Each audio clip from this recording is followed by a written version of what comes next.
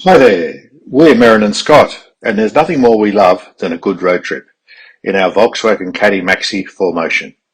We've explored a lot of the Northern Territory, fair bit of the outback of Queensland, and most of New South Wales.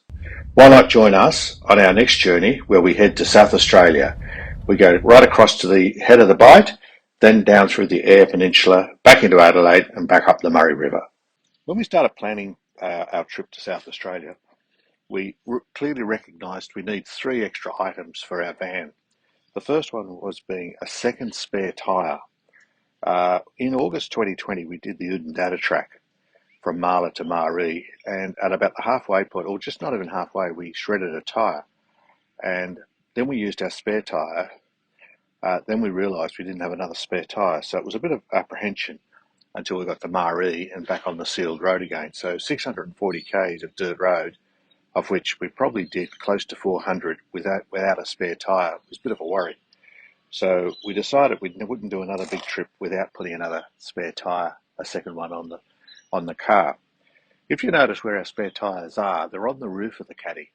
And the reason for this is that this Caddy Maxi, when it was first purchased, came with run flat tyres. So you didn't have a spare tyre at all, not even one of those thin ones. There's no mounting bracket. There's nothing to be able to fit a spare tyre under the car. The well is there, like you would get in a normal commercial Caddy, but there's no brackets. There's nothing to be able to fit a tyre. So we had to come up with a solution to fit the spare tyre on the roof, because I wouldn't do a long trip without a spare tyre. So we've got these Rhino rack cones that fit into a special bracket that go onto the tyre inside the rim, and they then secure to the roof rack on a bed. This has proved to be quite good, so we have to buy another one for the second spare tyre as well. I'm pleased we've got the extra spare tyre. It took us a while to get the right rim with the right mag shape to suit our Caddy. We found one from a second-hand Jetta, a 2010 Jetta, I think it was, that was being wrecked, and we picked that up. We also added to the car a new lithium battery, a 100 amp hour lithium battery. We did have a 110 amp AGM battery, but it was starting to show some signs of wear after 4 years.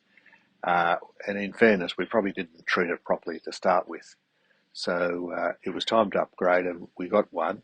What we've also coupled with it is a Red Arc BC-DC charger and a Rheology battery management system, which so far is looking really good.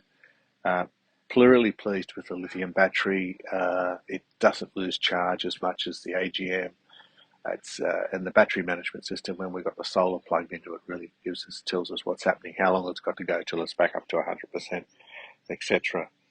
The third thing we did to the van was at the back, on the back of the kitchen, the pull-out kitchen, we added a folding shelf. What we found was we actually were lacking food preparation area, or somewhere to put plates or cups while you're cooking, saucepans, etc.